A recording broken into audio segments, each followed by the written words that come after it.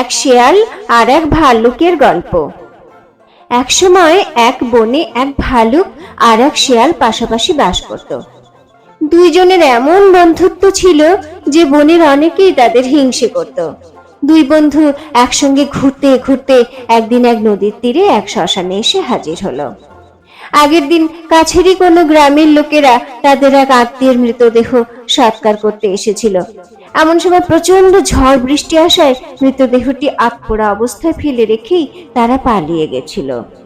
শিয়াল ওই মৃতদেহটা দেখে খুশি হয়ে ভালুককে বলল, আহা, আজকার মুখ দেখে যে উঠেছিলাম, ওহ, দেখছো কি হৃষ্টপুষ্ট মানুষের দেহ, চলো চলো আমরা গিয়ে এক্ষুনি ওটা খাই।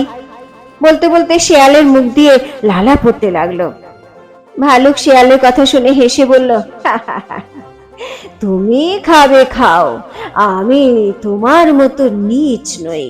আমি মরা মানুষ খাওয়া তো দূরের কথা, স্পর্শ পর্যন্ত করি না।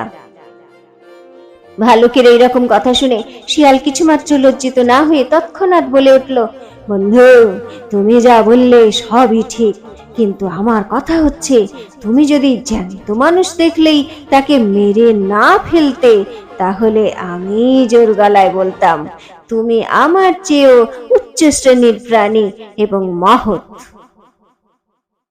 এই গল্প থেকে শিখলাম, মৃত্যুর পর সম্মান দেখানোর চেয়ে জীবিতকালে সম্মান দেখানো অনেক বেশি প্রশংসনীয়।